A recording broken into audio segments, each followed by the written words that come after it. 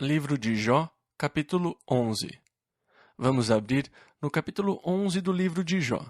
E aqui no capítulo 11, nós temos o terceiro amigo de Jó, o bom e velho Zofar, que dá os seus conselhos sem que tenham sido pedidos. Agora, aos que não estavam aqui domingo passado, nós lembramos que os filhos de Deus se apresentaram a Deus e Satanás estava entre eles. Deus se gabou do seu servo Jó, e Satanás disse: "Sim, mas o Senhor o fez prosperar." Jó, ou qualquer um, para falar a verdade, iria servi-lo se ele fosse tão abençoado quanto Jó. E o Senhor colocou uma cerca ao redor dele. Eu não consigo chegar até ele. Tire a restrição, deixe-me tirar as suas posses, ele vai amaldiçoá-lo na sua face. Então o Senhor lhe disse: "Tudo bem, pode tirar as suas posses, mas deixe-o em paz." Então Satanás age dentro das limitações impostas por Deus.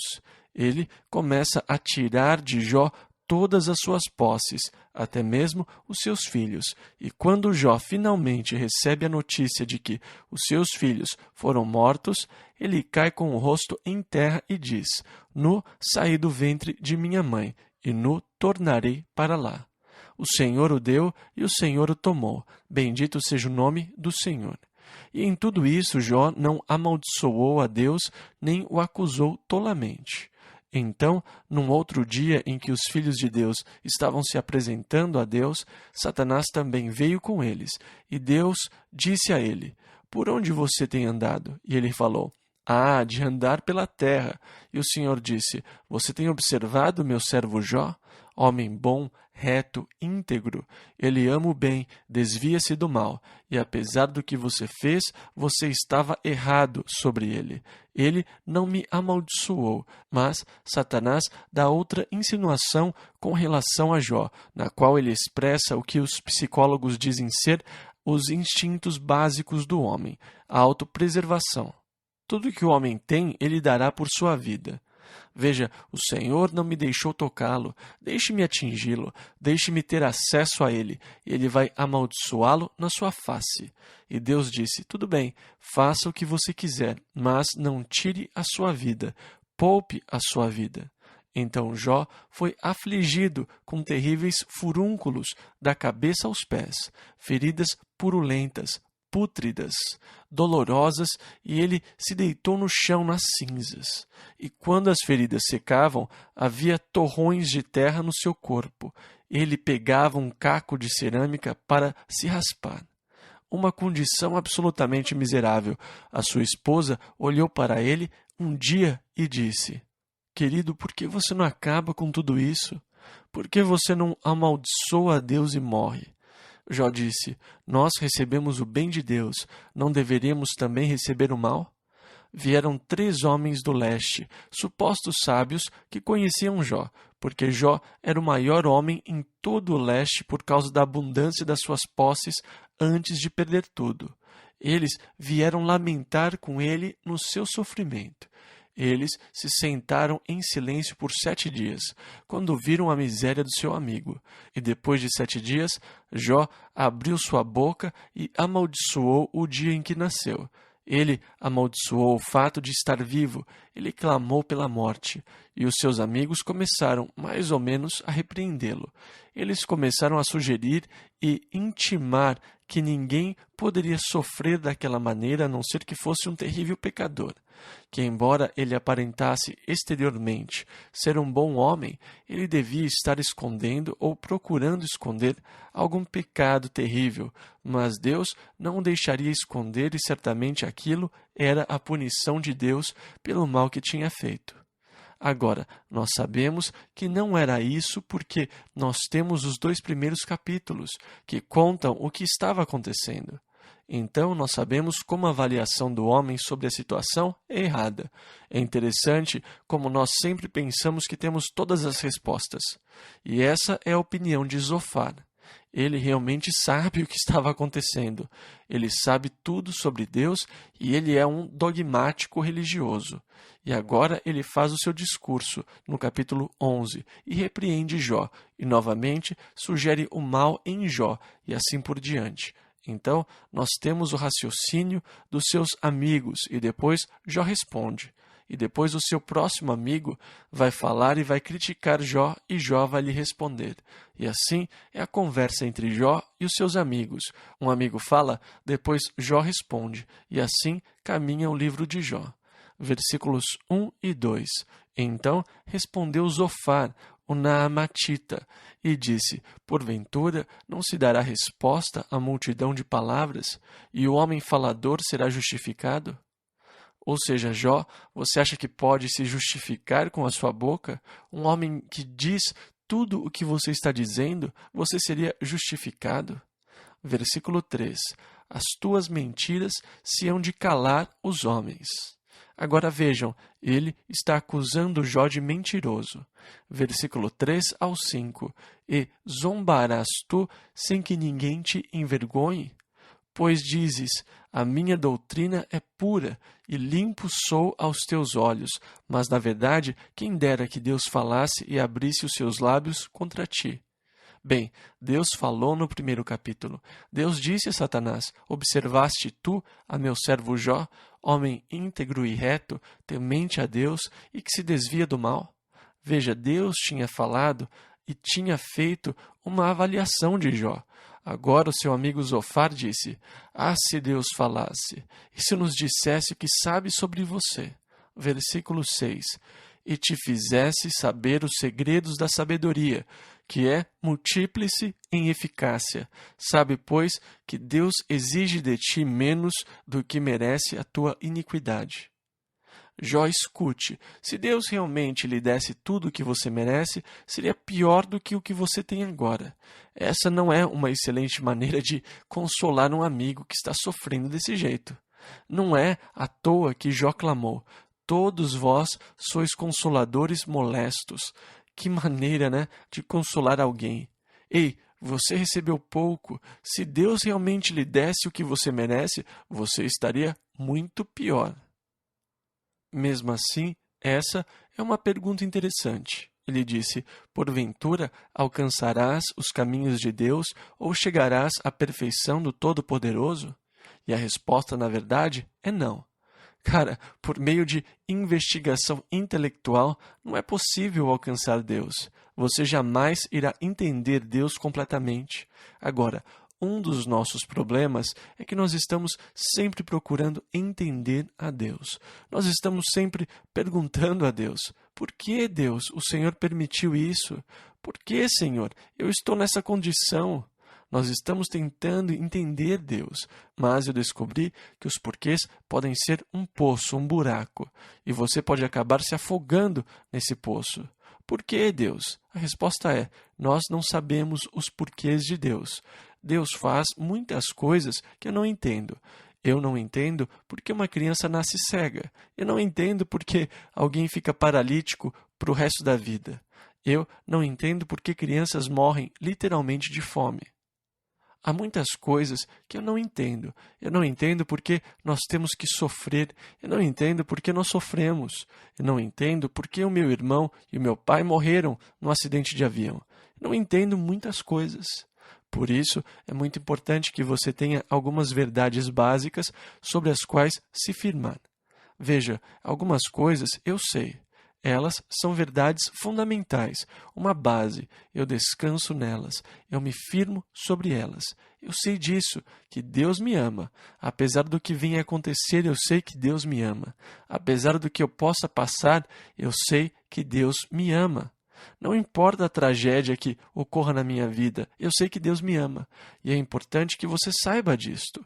É importante que você tenha isso como verdade fundamental, porque quando você não entende o que está acontecendo, você volta ao que você entende. E eu entendo que Deus me ama. Eu entendo que Deus é muitíssimo mais sábio do que eu e que Ele pode ver muito melhor do que eu. Eu sei que a minha visão é muito limitada. Eu sei que o meu campo de visão é muito pequeno. Eu sei que Deus tem uma visão muito mais ampla que eu. Ele consegue ver o final desde o começo. Não apenas a sua visão é muito mais ampla que a minha, mas a sua sabedoria é muito mais desenvolvida que a minha. E embora eu não entenda, eu agradeço a Deus por não ter mais que entender tudo o que acontece comigo. Enquanto eu entender que Deus me ama e que a minha vida é dele e que ele opera em mim de acordo com seu amor e a sua sabedoria, fazendo o que é melhor para mim, pois ele sabe o que é melhor, eu, em fé, descanso nisso. Senhor, o Senhor sabe o que é melhor para mim. Senhor, o Senhor me ama. Senhor, o Senhor está no controle da minha vida. Então, que seja. Eu não entendo por que Deus permitiu que o seu filho sofresse na cruz para redimir alguém como eu. Há muitas coisas sobre Deus que não entendo, mas não é necessário nem importante que eu as entenda. Só é necessário que eu entregue a minha vida completamente a Deus, aconteça o que acontecer. Agora, se você só se compromete na medida que entende, eu sou abençoado, próspero e tudo mais. Por isso eu amo a Deus e sirvo a Deus, porque Deus me fez prosperar muito. Então, o que você vai fazer no dia da adversidade? E se você perdesse tudo o que você tem, o que você pode fazer? Mas, se você aprendeu a confiar completamente em Deus e entregou a sua vida completamente a Deus, então você conseguirá lidar com o que acontecer no seu caminho. Então, quem alcançará Deus? Você não consegue. Este é um dos problemas que o homem tem encontrado. Ele procura alcançar e entender Deus intelectualmente, mas Deus é espírito, e os que o adoram devem adorá-lo em espírito e em verdade. Não importa o quanto você busque a Deus intelectualmente, tem uma hora em que você tem que deixar a área da razão e dar um passo de fé para tocá-lo. Agora, o meu intelecto pode me dizer muita coisa sobre Deus. O meu intelecto certamente me traz a consciência e o fato de que Deus existe. Eu não sou tão burro de achar que tudo isso poderia ter surgido por meio de geração espontânea ou por acidentes favoráveis. Todas as formas de vida, as variáveis das formas de vida, são testemunhas da sabedoria do Criador divino. Eu amo a natureza. Eu amo estudar a natureza. Eu amo estudar os pequenos peixes no Panamá que jogam água nos insetos que ficam nos brotos de galhos. Eles são muito precisos. Com uma bolinha d'água, eles acertam os insetos que caem do galho e depois eles nadam até eles e os pegam. Agora, quanto tempo levou para aquele peixe desenvolver a capacidade de cuspir aquele tantinho de água com aquela precisão? Como ele sobrevivia antes de aprender a fazer aquilo? Coisas como essas me fascinam. Certamente existe um Criador. Certamente existe uma causa original. O meu intelecto pode me levar longe, mas tem uma hora em que eu tenho que alcançar Deus. Tenho que deixar a esfera do intelecto e dar um passo de fé. Tudo bem, Deus, eu acredito, eu creio, eu me entrego. Um passo de fé. Eu nunca vou entender Deus completamente. Deus disse que eu não vou. Ele falou, os meus caminhos estão além da sua capacidade de entendê-los. Isaías 55, versículo 8. Então, quem pode entender Deus perfeitamente? Versículo 8 ao 14. Como as alturas dos céus é a sua sabedoria, que poderás tu fazer? É mais profunda do que o inferno, que poderás tu saber? Mais comprida é a sua medida do que a terra, e mais larga do que o mar. Se ele passar, aprisionar ou chamar a juízo, quem o impedirá? Ou seja, quem pode impedir os propósitos de Deus? Porque ele conhece aos homens vãos e vê o vício, e não o terá em consideração.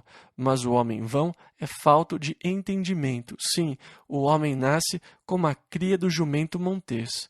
Se tu preparares o teu coração e estenderes as tuas mãos para ele, se há iniquidade na tua mão, lança-a para longe de ti, e não deixes habitar a injustiça nas tuas tendas. E agora ele se volta para Jó e diz: veja, se você preparar o seu coração e esticar a sua mão para Deus, certifique-se que você não tem iniquidade nas suas mãos e purifique os seus tabernáculos. Versículo 15 ao 20. Porque então o teu rosto levantarás sem mácula, e estarás firme, e não temerás, porque te esquecerás do cansaço, e lembrar-te-ás dele como das águas que já passaram. e a tua vida mais clara se levantará do que o meio-dia. Ainda que haja trevas, será como amanhã, e terás confiança, porque haverá esperança. Olharás em volta e repousarás seguro, e deitar-te-ás, e ninguém te espantará. Muitos suplicarão o teu favor, ouvirão a ti e farão reverência. Porém, os olhos dos ímpios desfalecerão, e perecerá o seu refúgio, e a sua esperança será o espiar da alma. Livro de Jó, capítulo 12, versículos 1 e 2. Então Jó respondeu dizendo: Na verdade, vós sois o povo, e convosco morrerá a sabedoria. Ele já não aguentava mais esses homens que achavam que sabiam todas as respostas, e eles não estavam ajudando nem o entendiam. Agora, é muito frustrante tentar se explicar às pessoas quando elas já têm um pensamento formado e acham que sabem tudo sobre você, mas na verdade elas não o entendem. Como isso é frustrante, conversar com pessoas que têm essa mentalidade. Ah, sim, eu entendo perfeitamente o que está acontecendo. Ei, você não entende nada. E ainda dizem essas palavras de sabedoria. Bom, claro, vocês são os caras, a sabedoria vai morrer com vocês. Versículo 3. Também eu tenho entendido como vós, e não vos sou inferior. E quem não sabe tais coisas como essas? Ou seja, eu sei de todas essas coisas. Vocês não estão me ensinando nada de novo. Versículo 4. Eu sou motivo de riso para os meus amigos. Eu que invoco a Deus, e Ele me responde. O justo e perfeito serve de zombaria. Ou seja, vocês estão zombando de mim. Vocês estão rindo de mim e me desprezando. Versículo 5. Tocha desprezível é, na opinião do que está descansado, aquele que está pronto a vacilar com os pés. Tudo é fácil para vocês. Tudo bem, então vocês me desprezam porque eu estou prestes a cair. Estou com o pé na cova. Só porque vocês não têm problemas, vocês dizem essas coisas. Mas, se fosse o contrário, estas palavras não sairiam tão facilmente dos seus lábios. Agora Jó mostra a falácia dos argumentos deles, porque esses argumentos se baseiam nisto. Se você for justo, você vai ser abençoado por Deus, e que as bênçãos de Deus são mais ou menos prova da sua justiça, ou o flagelo que você está passando é prova do seu pecado. Então você tem o inverso. Se alguém é atormentado por ser pecador, ele seria abençoado se fosse justo. Então agora Jó mostra a falácia do argumento dele. E aqui vamos, versículo 6. As tendas dos assoladores têm descanso, e os que provocam a Deus estão seguros. Nas suas mãos Deus lhes põe tudo. Então vocês estão dizendo que eu perdi tudo porque eu sou ímpio? Mas vejam, as tendas dos assoladores prosperam. Versículos 7 ao 10. Mas pergunta agora às alimárias, e cada uma delas te ensinará, e às aves dos céus, e elas te farão saber. Ou fala com a terra, e ela te ensinará, até os peixes do mar te contarão. Quem não entende por todas estas coisas que a mão do Senhor fez isto? Na sua mão está a alma de tudo quanto vive e o espírito de toda a carne humana. E ele disse, a natureza testemunha que Deus fez todas essas coisas, porque a alma de todo o que vive está na mão de Deus, e o espírito de toda a humanidade. Vocês percebem como são totalmente dependentes de Deus para a manutenção das suas vidas? Algumas pessoas têm essa enfermidade misteriosa, uma coisa estranha, um defeito no seu corpo e precisam pensar para respirar. Agora, não seria terrível ter que pensar para respirar? Elas não respiram de forma automática, elas têm que pensar para respirar, e elas quase morrem quando vão dormir. Na verdade, quando elas vão dormir, elas param de respirar e depois elas acordam por alguns segundos e pensam: é melhor eu respirar. E elas respiram fundo e voltam a dormir. Elas seguem seus próprios padrões de sono. Deve ser terrível ter que pensar para respirar. Eu sou grato por não ter que pensar para respirar. É automático, mas a Bíblia ensina que o seu respirar está nas mãos de Deus. Vocês lembram quando Belsazar estava dando uma grande festa para 1000 dos seus senhores? Apareceu uma escrita à mão na parede e ele começou a tremer. Chamaram os homens mais sábios e os conselheiros. Nenhum deles conseguiu dizer o que estava escrito. Mene, mene, tekel, ufarsim. Então, finalmente, a rainha disse: no reinado do seu avô havia um homem de grande sabedoria, que foi conselheiro do seu avô. Ele é um dos hebreus que vieram no cativeiro. Então, mandaram que Daniel viesse à sala. E Daniel viu a cena, a devassidão, a bebedeira. Eles estavam usando os copos de ouro que tinham sido tirados do templo e que eram santificados para o serviço na casa de Deus, para beberem vinho e louvarem os deuses do ouro e da prata. Então Daniel começou a falar. Aquele velho, mas lindo e majestoso homem de Deus começou a repreender Belsazar, aquele rei pagão. Ele disse: Deus o trouxe ao reino e lhe deu glória, honra e poder, e você reinou sobre o grande reino da Babilônia, que Deus tinha dado ao seu avô Nabucodonosor. Deus estabeleceu o reino, e agora ele está nas suas mãos. Mas você não considerou a Deus. Você exaltou os deuses do ouro e da prata, e o Deus em cuja mão está a sua vida, você não glorificou. Aquelas pessoas sabiam como o homem é totalmente dependente de Deus para a sua própria existência. Paulo disse sobre Deus: nele vivemos e nos movemos e existimos. Nós somos dependentes de Deus, nossa própria respiração. Ainda assim, com essa mesma respiração, muitas vezes, nós praguejamos contra Deus. Ele nos dá o próprio fôlego que usamos para maldizer a Deus. Isso é incrível, não é? Versículo 11 ao 25. Porventura, o ouvido não provará as palavras, como o paladar prova as comidas? Com os idosos está a sabedoria, e na longevidade o entendimento. Com ele está a sabedoria e a força. Conselho e entendimento tem. Eis que ele derruba, e ninguém há que edifique. Prende um homem, e ninguém há que o solte. Eis que ele retém as águas, e elas secam, e solta-as, e elas transtornam a terra. Com ele está a força e a sabedoria. Seu é o que erra e o que o faz errar. Aos conselheiros leva despojados, e aos juízes faz desvairar. Solta a autoridade dos reis e ata o cinto aos seus lombos. Aos sacerdotes leva despojados, aos poderosos transtorna. Aos acreditados tira a fala, e tira o entendimento aos anciãos. Derrama desprezo sobre os príncipes, e afrouxa o cinto dos fortes. Das trevas descobre coisas profundas, e traz à luz a sombra da morte. Multiplica as nações, e as faz perecer. Dispersa as nações, e de novo as reconduz. Tira o entendimento aos chefes dos povos da terra, e os faz vaguear pelos desertos, sem caminho. Nas trevas andam as apalpadelas, sem terem luz, e os faz desatinar como ébrios. Deus é soberano. Ele domina sobre tudo. A alma e o fôlego do homem estão na sua mão. E quem pode resistir? E quem pode resistir a Deus? Quem pode resistir aos propósitos da obra de Deus? Livro de Jó, capítulo 13, versículo 1 ao 3. Eis que tudo isto viram os meus olhos, e os meus ouvidos o ouviram e entenderam. Como vós o sabeis, também eu o sei.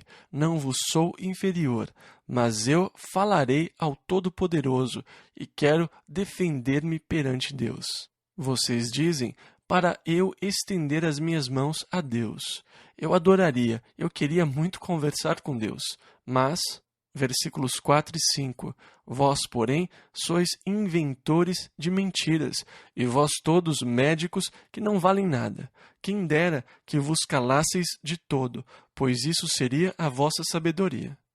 Se vocês se calassem, alguém poderia achar que vocês são espertos, talvez. É melhor ficar de boca fechada e deixar as pessoas acharem que você é tolo do que abri-la e tirar todas as dúvidas. Versículos 6 e 7.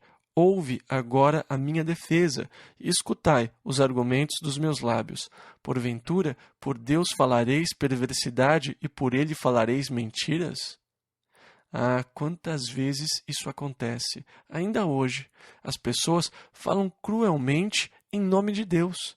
Em outras palavras, elas falam supostamente por Deus, mas o que elas querem dizer é muito diferente. Deus disse: ai do profeta que disser, assim diz o Senhor, quando eu não tiver falado. E tem muito disso hoje em dia, pessoas falando supostamente em nome de Deus e falando por Deus quando Deus não falou. Em Tiago nós lemos: meus irmãos, muitos de vós não sejam mestres, sabendo que receberemos mais duro juízo. Vejam, eu estou aqui diante de vocês, esta noite, como representante de Deus. Quando eu falo de Deus e por Deus, eu tenho que ter cuidado e falar a verdade sobre Ele, para que vocês não façam uma ideia errada de Deus, e eu seja responsável por vocês terem uma ideia ou um conceito falso de Deus. Algumas pessoas supostamente são representantes de Deus, mas elas estão representando Deus de forma falsa. Porque se você lhes der ouvidos, você vai achar que Deus está falido e que ele vai à falência se você não responder imediatamente. Deus está constantemente à beira da falência e seu programa vai fracassar. O grande plano de Deus vai fracassar e ele não vai conseguir cuidar de si mesmo. Ele depende de você para resgatá-lo com a sua oferta de $25 imediatamente. E elas falam enganosamente em nome de Deus. O meu filho quer entender um pouco sobre o ministério do rádio porque ele está encarregado do ministério The Word for Today e do nosso ministério evangelístico de rádio. Ele escreveu para diversos ministérios de rádio para descobrir que tipo de literatura eles enviam e coisas dessa natureza. E ele escreve em nome de Benny Smith e, claro, dá o nosso endereço. Então, nós estamos sempre recebendo cartas para Benny Smith. Bom, isso não é ruim, só que as cartas que recebemos dizem: caro Benny, o Senhor o colocou no meu coração hoje, e eu tenho passado um tempo jejuando e orando por você, porque o Senhor revelou que você está passando por um problema especial. Agora, isso é falar enganosamente pelo Senhor, porque Benny Smith não existe. Eles escrevem: por favor, escreva e conte-me o seu problema e mande uma oferta especial para o nosso ministério. Os que dizem como ser próspero e que dizem que se você simplesmente crer, você vai prosperar grandemente, escreveram uma carta para Benny essa semana. E se ele responder com uma oferta de $25 desta vez, a obra de Deus poderá se desenvolver grandemente e a gloriosa verdade de prosperidade poderá ser ouvida por muito mais pessoas. Isso não faz sentido. Falam enganosamente por Deus. E como eu odiaria estar nessa situação? E assim Jó os repreende, porque eles têm falado enganosamente em nome de Deus. Versículo 8. Fareis acepção da sua pessoa? Contendereis por Deus? Ou seja, você vai lutar por Deus? Deus não precisa que você lute por Ele. Deus não precisa que você o defenda. Ele é perfeitamente capaz de se defender. Versículo 9 ao 11. Ser-vos-ia bom se ele vos esquadrinhasse? Ou zombareis dele como se zomba de algum homem? Certamente vos repreenderá, se em oculto fizerdes acepção de pessoas. Porventura não vos espantará a sua alteza e não cairá sobre vós o seu temor? Agora, um pouco mais adiante, Deus finalmente falará, quando chegarmos ao capítulo 38. E quando ele falar, ele faz exatamente o que Jó disse. Ele repreende os conselheiros. Quer dizer, Deus fala duramente com eles pelo que eles têm dito a Jó. E Deus finalmente diz: peçam a Jó para que ele ore por você, pois vocês estão numa encrenca muito grande. E Jó diz: Deus vai repreendê-los. Vocês estão falando essas coisas por Deus. Agora Jó menciona alguns provérbios bem antigos, aqui no versículo 12. Então, versículo 12 ao 16. As vossas memórias são como provérbios de cinza, as vossas defesas como defesas de lodo. calai-vos perante mim, e falarei eu, e venha sobre mim o que vier. Por que razão tomarei eu a minha carne com os meus dentes e porei a minha vida na minha mão? Ainda que ele me mate, nele esperarei. Contudo, os meus caminhos defenderei diante dele. Também ele será a minha salvação. Porém, o hipócrita não virá perante ele. Isso, para mim, mostra uma fé profunda. Aqui está ele, tão ruim como alguém poderia estar. Quer dizer, você acha que já teve problemas? Você acha que já passou pelas mesmas coisas? Jó passou pelo pior que qualquer homem poderia passar. E mesmo assim ele diz, ei, ainda que ele me mate, eu o servirei. Agora, quão profundo é o seu compromisso com Deus? Quando as coisas vão bem, muitos dizem, pode apostar que eu o sirvo. As coisas começam a mudar um pouco e elas começam a vacilar.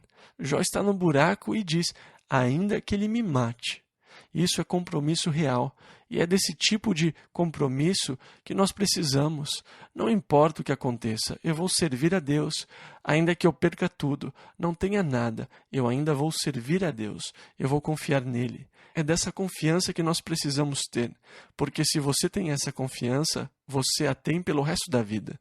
Tudo está nas mãos de Deus e você pode descansar. Caso contrário, as coisas vão contrariá-lo. Elas vão deixá-lo perturbado. Mas, se você tem esse tipo de confiança, a minha vida está nas mãos de Deus. Ainda que ele me mate, eu vou confiar nele. Então, você não será abalado. Depois, Jó disse, também ele será a minha salvação, ele vai me livrar. Versículo 17 ao 21. Ouve com atenção as minhas palavras. Eis que já tenho ordenado a minha causa, e sei que serei achado justo. Quem é o que contenderá comigo? Se eu agora me calasse, renderia o espírito. Duas coisas somente não faças para comigo. Então não me esconderei do teu rosto. Desvia tua mão para longe de mim, e não me espante o teu terror. Saia daqui e não me apavore com seus medos. Versículos 22 e 23. Chama, pois, e eu responderei, ou eu falarei, e tu me responderás. Quantas culpas e pecados tenho eu? Notifica-me a minha transgressão e o meu pecado. Ou seja, vocês dizem que eu sou um terrível pecador. Quantos são os meus pecados? Mostre-nos para mim, revele-nos para mim. Eu passei um longo período da minha própria experiência cristã tentando ser justo o suficiente para ser aceito e aprovado por Deus. Eu desejava receber o que era denominado batismo do Espírito Santo. E evangelistas bem-intencionados diziam, Deus não vai encher um vaso impuro. Você tem que melhorar se você quer ser cheio do Espírito de Deus, porque Ele é um Espírito Santo e não vai entrar num vaso impuro. E então eu fazia de tudo para melhorar o meu comportamento. Eu pedia a Deus para me encher com o Espírito Santo e, claro, confessava todos os meus pecados. E eu ouvia as pessoas dizerem, quando eu peguei os meus cigarros e os deixei no altar e disse, Deus, aqui estão eles, para mim chega de cigarros. Então Deus me encheu com o Espírito Santo. Quando eu disse a Deus, eu nunca mais vou beber, então Deus me encheu com o Espírito Santo. Quando eu disse, Deus, eu vou para a China, então Deus me encheu com o Espírito Santo. Bom, o meu problema era que eu nunca tinha fumado, então eu não podia entregar nenhum cigarro. Eu também nunca bebi, então eu não podia largar a bebida. E eu disse a Deus que eu iria para a China, e na verdade eu confessava tudo o que eu achava que eu tinha feito de errado e pedia perdão a Deus. E fazia todo tipo de promessa. Eu vou ser melhor, eu vou orar mais, eu vou ler mais, eu vou estudar mais. Mesmo assim, eu não recebi. Agora, isso me incomodou, porque eu tinha um amigo que recebeu e eu sabia que ele fumava. E isso não era justo, porque eu era mais justo do que ele. E ele também ia a shows. E eu não fazia aquilo. Eu era muito mais justo do que ele. E eu não conseguia entender como é que ele tinha recebido a bênção do Espírito Santo na sua vida e eu não. Foi muito difícil. E eu orava, Deus me mostre o que está errado, mostre-me o meu pecado. E aqui está Jó, com os seus amigos. Ei, você é um terrível pecador. Isso não teria acontecido se você não fosse um pecador ordinário. E Jó diz: muito bem, então me mostrem onde eu pequei. Vocês dizem que eu sou um pecador, então me mostrem, me ajudem, mostrem para mim. E eles disseram: bom, eles são secretos, Jó. Você os está escondendo. Nós não conseguimos ver, mas com certeza eles estão aí. E então Jó disse, versículo 24: por que escondes o teu rosto? Agora, você tem que entender que esta é a cultura oriental, a cultura do Oriente Médio. Você teria que ir até lá e ver aquelas pessoas discutindo para apreciar isso na sua totalidade. Quer dizer, elas não apenas conversam entre si, elas gritam entre si, umas com as outras. É interessante, você as vê conversando e pensa, com certeza daqui a um minuto vai ser uma briga, porque eles só gritam. Eu acho que até mesmo o linguajar é depravado, sabe? Você não entende o que eles estão dizendo, mas eles estão ali gritando. E eles não apenas gritam e parecem muito agitados na gesticulação e nos movimentos. E as coisas com Jó eram assim. Então, quando Jó chega a esse ponto, ele diz: mostrem-me. E eles dizem: ah, não. E Jó diz: por que vocês estão escondendo o rosto? Um pouco mais tarde, ele vai falar de outros gestos que estão sendo demonstrados. Então, para ter uma imagem mental completa, você tem que imaginar isso com muitas ações e gritaria. Eles não estão apenas conversando uns com os outros, eles estão gritando uns com os outros. Essas acusações e tudo mais são feitas por meio de animadas alternâncias, cheias de cobrindo a boca e tudo mais, com sons e gestos eufóricos. E Jó fala dessas ações, sabe, dessas falsas atitudes de todo aquele. Ah, não. E Jó disse, versículo 24 ao 28, por que escondes o teu rosto e me tens por teu inimigo? Porventura, acossarás uma folha arrebatada pelo vento? E perseguirás o restolho seco? Por que escreves contra mim coisas amargas e me fazes herdar as culpas da minha mocidade? Também pões os meus pés no tronco e observas todos os meus caminhos e marcas os sinais dos meus pés. E ele me consome como a podridão e como a roupa, a qual rói a traça. Livro de Jó, capítulo 14, versículos 1 e 2. O homem, nascido da mulher, é de poucos dias e farto de inquietação. Sai como a flor e murcha, foge também como a sombra, ou a sombra do relógio de sol, e não permanece. Essa é uma visão pessimista da vida. O homem nascido de mulher é de poucos dias e farto de inquietação. Anime-se, isso logo vai acabar. Você tem poucos dias e cheios de problemas. Como uma flor você nasce, mas logo murcha, como a sombra que desce no relógio de sol. Você logo cairá no esquecimento, deixará de existir. Versículo 3 ao 6. E sobre este tal, abres os teus olhos, e a mim me fazes entrar no juízo contigo. Quem do imundo tirará o puro? Ninguém. Visto que os seus dias estão determinados, contigo está o número dos seus meses, e tu lhe puseste limites, e não passará além deles. Desvia-te dele, para que tenha repouso, até que, como jornaleiro, tenha contentamento no seu dia. E Jó agora fala com Deus. Versículo 7 ao 9. Porque há esperança para a árvore, que se for cortada ainda se renovará, e não cessarão os seus renovos. Se envelhecer na terra a sua raiz, e o seu tronco morrer no pó, ao cheiro das águas brotará, e dará ramos como uma planta. Agora Jó diz, não há esperança para o homem, ele é cortado e pronto, é o fim. Agora, até mesmo para a árvore há esperança. Se você a cortar, ela pode brotar de novo do tronco ou das raízes. Há esperança para uma árvore. Ela poderá florescer de novo, mesmo se tiver sido cortada. Mas para o homem não há esperança. Você deixa de existir. Você é cortado e pronto. Versículo 10 ao 13. Porém, morto o homem é consumido. Sim, rendendo o homem o espírito. Então, onde está ele? como as águas se retiram do mar e o rio se esgota e fica seco. Assim o homem se deita e não se levanta, até que não haja mais céus. Não acordará nem despertará de seu sono. Quem dera que me escondesses na sepultura, e me ocultasses até que a tua ira se fosse, e me pusesses um limite, e te lembrasses de mim.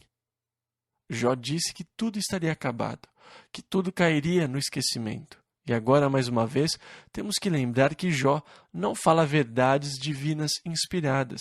O que ele fala sobre a morte não pode ser considerado verdades doutrinárias. Isto é Jó falando. Ele fala baseado no seu conhecimento e entendimento que eram limitados. Jó expressa suas próprias ideias sobre a morte e não a verdade de Deus sobre a morte, mas o seu próprio conceito. E as testemunhas de Jeová, os adventistas do sétimo dia e outros cometeram um trágico erro, pegando o livro de Jó como passagem que prova a doutrina do sono da alma. No capítulo 38, quando Deus aparece em cena e começa a fazer perguntas a Jó, a primeira coisa que Deus diz é: quem é este que escurece o conselho com palavras sem conhecimento? Vocês falam sobre essas coisas, mas vocês não sabem o que estão falando. Depois, Deus diz a Jó: muito bem, agora cinge os teus lombos. Eu vou lhe fazer algumas perguntas. Se você acha que tem as respostas, deixe-me fazer algumas perguntas. Primeira, você já passou pelos portões da morte? Você sabe o que tem ali? Você fala sobre a morte. Ah, vem a morte e me faça cair no esquecimento.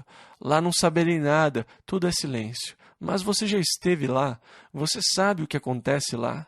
E Deus o repreende pelas afirmações que ele fez sobre a morte, porque ele não sabe nada sobre ela. Por isso é totalmente errado usar o livro de Jó para encontrar versículos que provem o sono da alma. Então, no versículo 14, Jó clama: morrendo o homem, porventura tornará a viver? Agora, esta é uma questão fundamental que jaz sob uma grande camada de sujeira na nossa vida. Quando você chega às questões básicas, quando você chega ao ponto de partida, o que é realmente importante? Com certeza, não é o que você vai levar na marmita amanhã, nem que sapatos ou qual terno você vai usar no trabalho. As coisas realmente importantes são perguntas como as que Jó está fazendo agora. E estas são as perguntas que estão no mais íntimo de cada um. E quando alguém está perto da morte, isso se torna muito importante para você. Se alguém morre, ele continua a viver? A morte é o fim? A morte é o último capítulo? O livro se fecha e tudo acaba quando alguém morre? Esse é o fim ou ele continua a viver? Existe uma dimensão ou esfera onde a vida continua? Existe uma continuação da vida após a morte? Jesus respondeu essa pergunta de Jó. Até a época de Jesus não houve uma resposta adequada. Essa era a pergunta de todos. Mas Jesus disse: eu sou a ressurreição e a vida. Quem crê em mim, ainda que esteja morto, viverá. E todo aquele que vive e crê em mim nunca morrerá. Crês tu isto? Lemos isso em João 11, versículos 25 e 26. Se alguém morrer, ele continua vivo? Jesus disse: claro que sim. Se ele vive e crê em mim, ele nunca morrerá. Ele continua vivendo numa outra esfera, numa outra dimensão, mas a vida continua.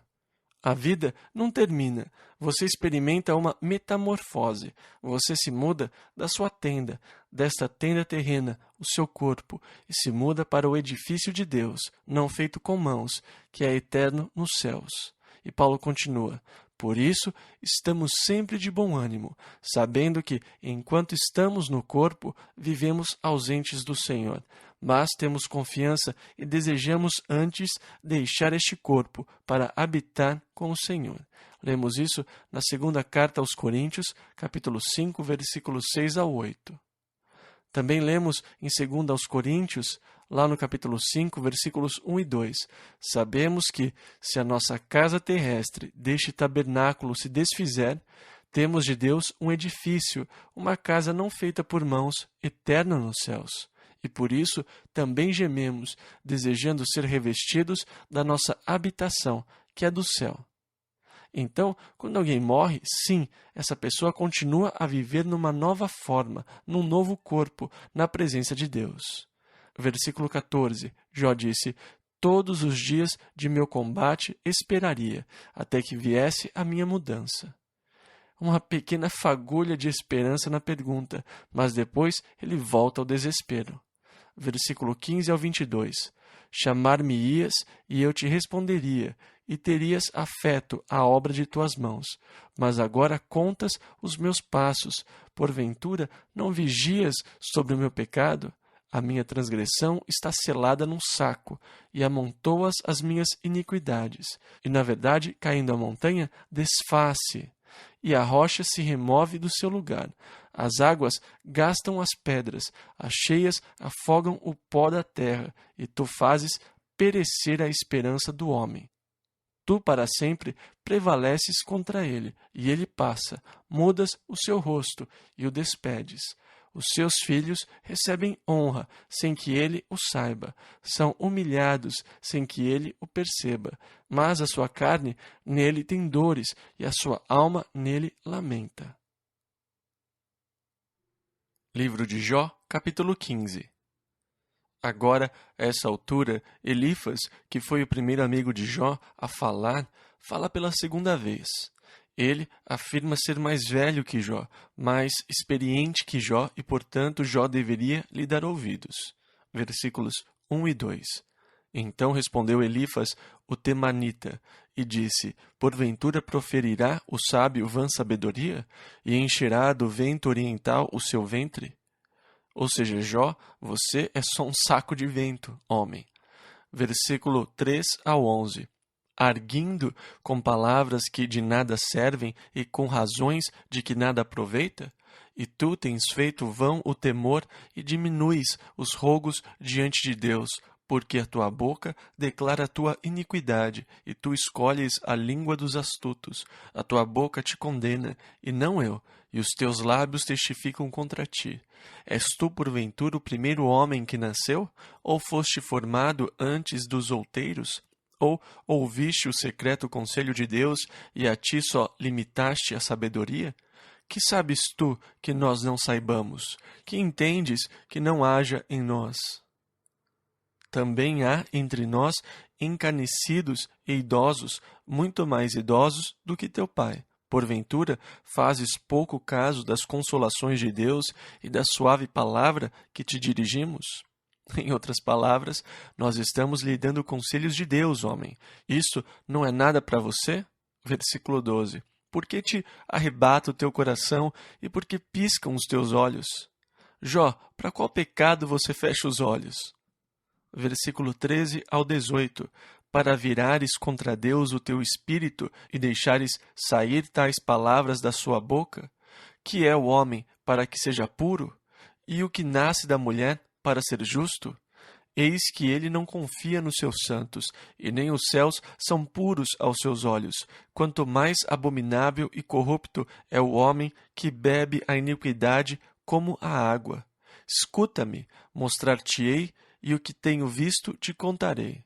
O que os sábios anunciaram, ouvindo-o de seus pais, e o não ocultaram. Ok, agora aqui estão as tradições. Estas são as verdades que são passadas dos pais aos filhos. Versículo 19 ao 21. Aos quais somente se dera a terra, e nenhum estranho passou por entre eles. Todos os dias o ímpio é atormentado, e se reserva para o tirano um certo número de anos. O sonido dos horrores está nos seus ouvidos, até na paz lhe sobrevém o assolador. Então, eles estão dizendo que quem experimenta a dor certamente é ímpio. Quem passou por uma grande perda é culpado de pecado. Versículo 22 ao 31. Não crê que tornará das trevas, mas que o espera a espada. Anda vagueando por pão, dizendo, onde está? Bem sabe que já o dia das trevas lhe está preparado à mão. Assombra-no a angústia e a tribulação, prevalecem contra ele, como o rei preparado para a peleja, porque estendeu a sua mão contra Deus e contra o Todo-Poderoso se embraveceu. Arremete contra ele com a dura cerviz e contra os pontos grossos dos seus escudos. Porquanto cobriu o seu rosto com a sua gordura e criou gordura nas ilhargas, e habitou em cidades assoladas, em casas em que ninguém morava, que estavam a ponto de fazer-se montões de ruínas. Não se enriquecerá, nem subsistirá a sua fazenda, nem se estenderão pela terra as suas possessões. Não escapará das trevas, a chama do fogo secará os seus renovos, e ao sopro da sua boca desaparecerá. Não confie, pois, na vaidade, enganando-se a si mesmo, porque a vaidade será a sua recompensa. Jó, você está enganando a si mesmo. Você confia no vazio, e o vazio vai ser o resultado, a sua recompensa. Versículo 32 ao 35. Antes do seu dia, ela se consumará, e o seu ramo não reverdecerá. Sacudirá as suas uvas verdes, como as da vide, e deixará cair a sua flor como a oliveira, porque a consagração dos hipócritas se fará estéril, e o fogo consumirá as tendas do suborno. Concebem a malícia e dão à luz a iniquidade, e o seu ventre prepara enganos. Então, de certa forma, tudo isso são acusações contra Jó. Jó, você tem sido falso. Jó, você tem mentido. Jó, você é hipócrita. Jó, você é ímpio. E todas as coisas que estão acontecendo a você é resultado da sua iniquidade. Livro de Jó, capítulo 16, versículos 1 e 2. Então respondeu Jó, dizendo: Tenho ouvido muitas coisas como estas. Todos vós sois consoladores molestos. Falando em vaidade, ele disse, versículos 3 e 4, Porventura não terão fim essas palavras de vento? Ou o que te irrita para assim responderes? Falaria eu também como vós falais, se a vossa alma estivesse em lugar da minha alma, ou amontoaria palavras contra vós e menearia contra vós a minha cabeça? Então aqui visualize a cena enquanto eles conversam. Eles balançam a cabeça e, quando eles fazem isso, gritam uns com os outros. Ele disse: Ei, se eu estivesse em seu lugar e você no meu, eu também poderia gritar com você e balançar a minha cabeça. Isso não é nada. Eu poderia fazer isso. Versículos 5 e 6. Antes vos fortaleceria com a minha boca, e a consolação dos meus lábios abrandaria a vossa dor. Se eu falar, a minha dor não cessa, e, calando-me eu, qual é o meu alívio? Se eu fico calado, vocês me mandam ficar quieto, que eu tenho que me calar. Que bem isso faria. Versículos 7 ao 9. Na verdade, agora tu me tens fatigado, tu assolaste toda a minha companhia. Testemunha disto é que já me fizeste enrugado, e a minha magreza já se levanta contra mim, e no meu rosto testifica contra mim. Na sua ira me despedaçou, e ele me perseguiu. Rangeu os seus dentes contra mim. Aguça o meu adversário os seus olhos contra mim. Então aqui eles falam com Jó, com os dentes cerrados. Eles olham para ele com os olhos aguçados, cerrando os olhos quando olham para ele e gritam com ele. Que cena deve ter sido essa? Versículo 10 ao 12. Abrem a sua boca contra mim, com desprezo me feriram nos queixos, e contra mim se ajuntam todos. Entrega-me Deus ao perverso, e nas mãos dos ímpios me faz cair. Descansado estava eu. Até que vocês chegaram. Versículo 12. Porém, ela me quebrantou e pegou-me pela cerviz e me despedaçou. Também me pôs por seu alvo. E agora, mais uma vez, ele se refere a Deus. Versículo 13 ao 19. Cercam-me os seus flecheiros, atravessa-me os rins. Ele me corta em dois, e não me poupa, e o meu fel derrama sobre a terra. Fere-me com ferimento sobre ferimento, arremete contra mim como um valente. Cose sobre a minha pele o cilício e revolve a minha cabeça no pó. O meu rosto está todo avermelhado de chorar, e sobre as minhas pálpebras está a sombra da morte, apesar de não haver violência nas minhas mãos e de ser pura a minha oração. Ah, terra, não cubras o meu sangue, e não haja lugar para ocultar o meu clamor. Eis que também agora a minha testemunha está no céu, e nas alturas o meu testemunho está. Tudo bem, Deus é minha testemunha. É o que ele está dizendo. Nas alturas está o meu testemunho. Deus tem o meu testemunho, ele está no céu. Eu não vou nem tentar me justificar diante de vocês. Pensem o que quiserem de mim. Deus sabe a verdade. É reconfortante quando nós somos mal compreendidos por outros, às vezes completamente incompreendidos. Nossa motivação é mal interpretada por outros. Muitas vezes nós somos acusados de coisas pelas quais nós não temos culpa nenhuma. Interpretam erroneamente nosso pensamento, nossas ideias, nossa motivação. Motivações perversas, malévolas, nos são atribuídas sem que estivessem lá. Mas a minha testemunha está no céu. Deus sabe a verdade sobre mim, e esse é o meu conforto. Ele sabe a verdade, ele sabe o que está no meu coração. Ele tem tudo registrado. Versículos 20 e 21. Os meus amigos são os que zombam de mim. Os meus olhos se desfazem em lágrimas diante de Deus. Ah, se alguém pudesse contender com Deus pelo homem, como o homem pelo seu próximo. Ah, se vocês intercedessem por mim, se vocês orassem por mim. Eu me pergunto por que eles não pensaram nisso. E aqui está o seu amigo, cheio de problemas. Por que eles não chegaram e oraram por ele? Como alguém que intercede pelo seu amigo em vez de lançar todo tipo de calúnia contra ele. Versículo 22.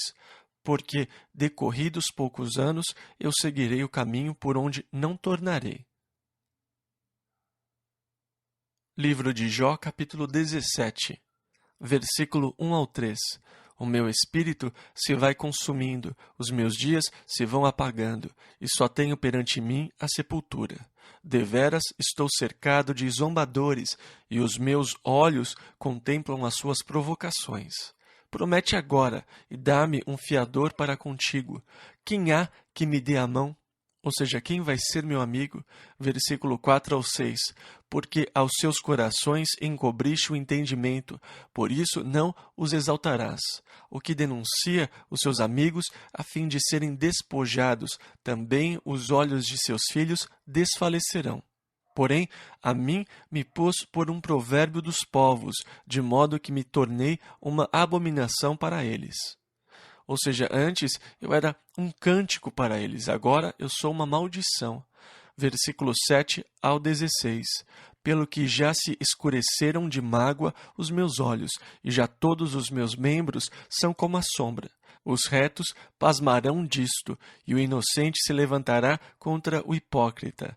E o justo seguirá o seu caminho firmemente, e o puro de mãos irá crescendo em força. Mas, na verdade, tornai todos vós e vinde, porque sábio nenhum acharei entre vós. Os meus dias passaram e malograram os meus propósitos, as aspirações do meu coração.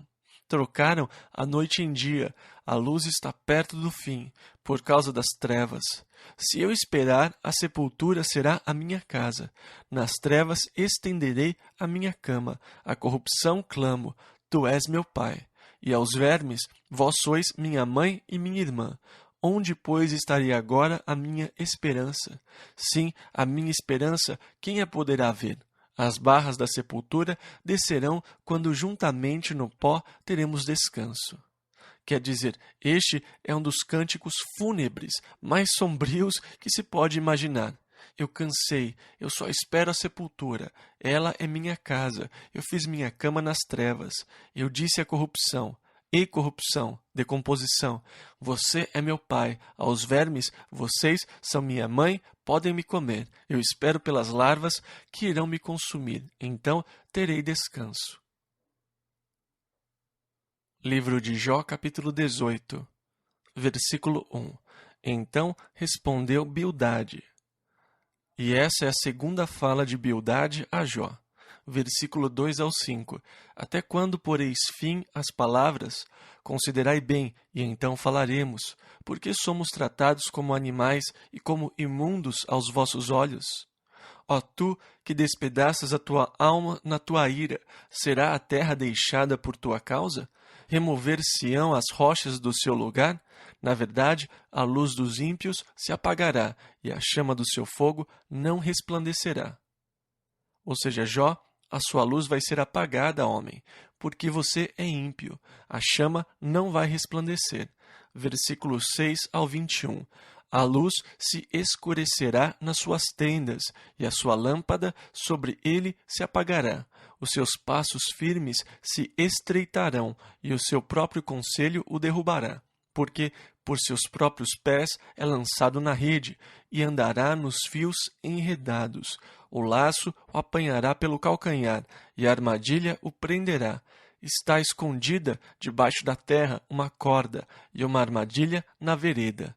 Os assombros o espantarão de todos os lados e o perseguirão a cada passo. Será faminto o seu vigor, e a destruição está pronta ao seu lado. Serão devorados os membros do seu corpo. Sim, o primogênito da morte devorará os seus membros. A sua confiança será arrancada da sua tenda, onde está confiado, e isto o fará caminhar para o rei dos terrores. Morará na sua mesma tenda, o que não lhe pertence. Espalhar-se-á enxofre sobre a sua habitação. Por baixo se secarão as suas raízes, e por cima serão cortados os seus ramos. A sua memória perecerá da terra, e pelas praças não terá nome. Da luz o lançarão nas trevas, e afugentá-lo-ão do mundo. Não terá filho nem neto entre o seu povo, e nem quem lhe suceda nas suas moradas. Do seu dia se espantarão os do ocidente, assim como se espantam os do oriente. Tais são, na verdade, as moradas do perverso, e este é o lugar do que não conhece a Deus. Puxa vida, esse cara descarregou tudo sobre Jó.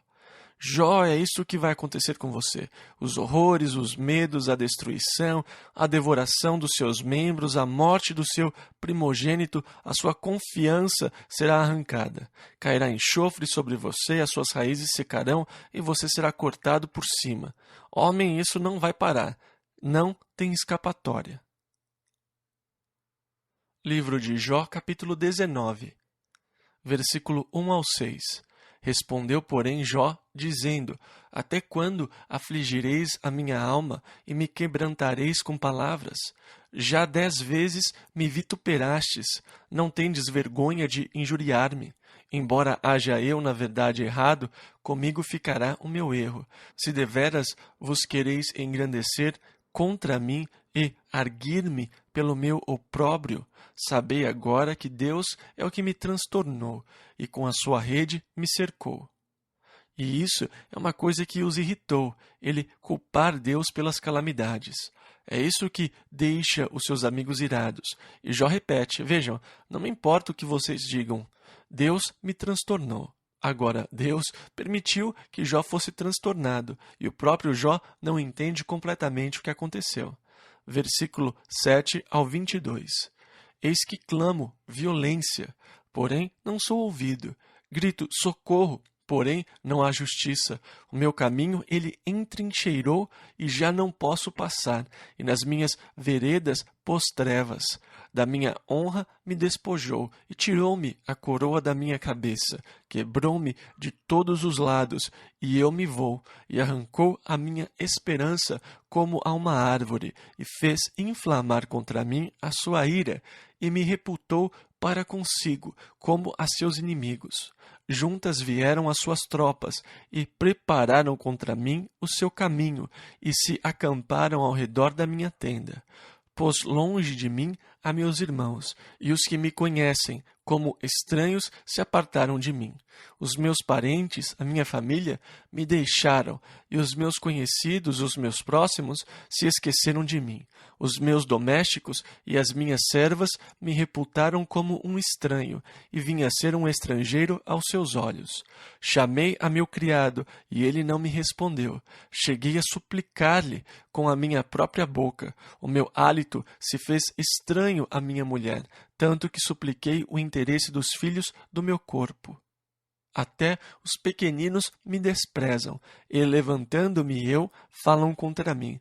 Todos os homens da minha confidência me abominam, e até os que eu amava se tornaram contra mim.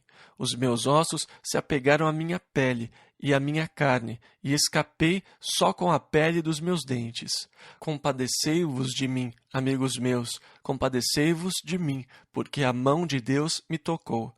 Por que me persegues, assim como Deus, e da minha carne não vos fartais?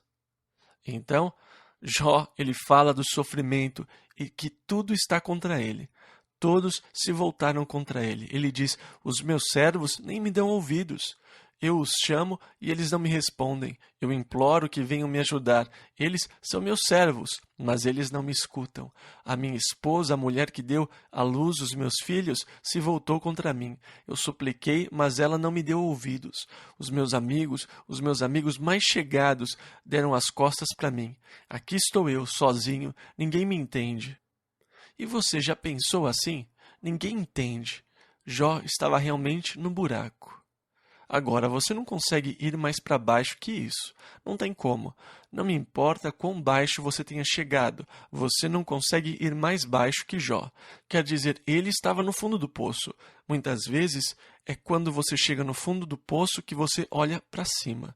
E Jó não tinha como descer mais que o lamento que ele acaba de fazer. Quer dizer, a essa altura, é total desespero. Deus se voltou contra mim, a minha família se voltou contra mim, os meus amigos se voltaram contra mim, os meus sobrinhos se voltaram contra mim, as crianças me odeiam, ninguém me ama, não me restou um só amigo no mundo. E Jó diz, versículo 23, quem me dera agora que as minhas palavras fossem escritas, quem me dera fossem gravadas num livro. Bem, Jó, elas foram sim. Versículo 24, e que com pena de ferro e com chumbo para sempre fossem esculpidas na rocha. Ah, se gravassem essas palavras na rocha. Que palavras! Versículo 25 a 27. Porque eu sei que o meu Redentor vive e que por fim se levantará sobre a terra. E depois de consumida a minha pele, contudo ainda em minha carne verei a Deus. Vê-lo-ei por mim mesmo, e os meus olhos, e não outros o contemplarão, e por isso os meus rins se consomem no meu interior.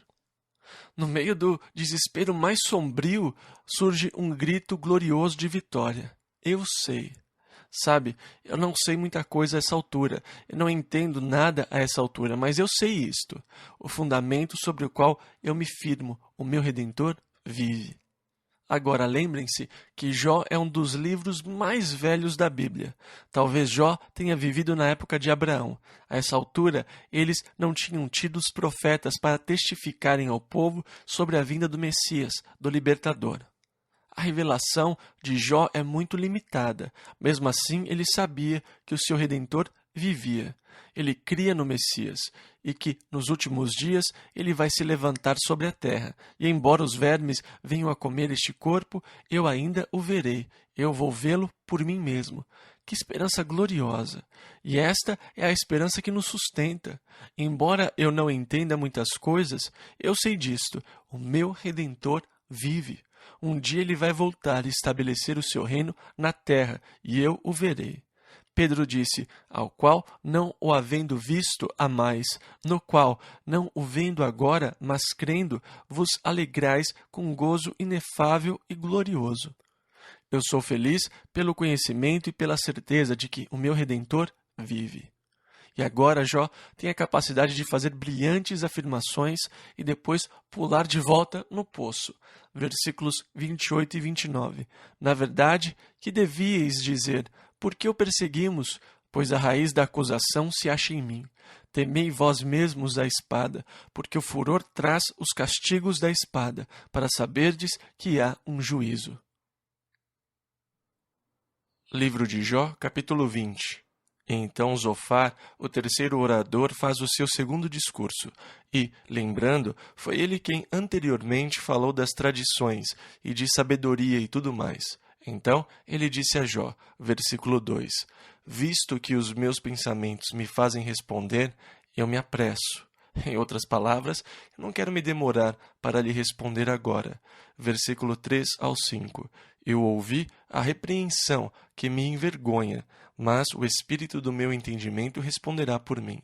Porventura, não sabes tu, desde que o homem foi posto sobre a terra, o júbilo dos ímpios é breve e a alegria dos hipócritas momentânea? Ele não vai escapar, sabe? A música é a mesma. Jó, você é ímpio. Jó, você é hipócrita. Versículos 6 ao 19. Ainda que a sua altivez suba ao céu e a sua cabeça chegue até as nuvens, contudo, como o seu próprio esterco, perecerá para sempre. E os que o viam dirão, onde está? Como um sonho voará e não será achado, e será afugentado como uma visão da noite. O olho que já o viu, jamais o verá, nem o seu lugar o verá mais. Os meus filhos procurarão agradar aos pobres, e as suas mãos restituirão os seus bens. Os seus ossos estão cheios do vigor da sua mocidade, mas este se deitará com ele no pó. Ainda que o mal lhe seja doce na boca, e ele o esconda debaixo da sua língua, e o guarde e não o deixe, antes o retenha no seu paladar.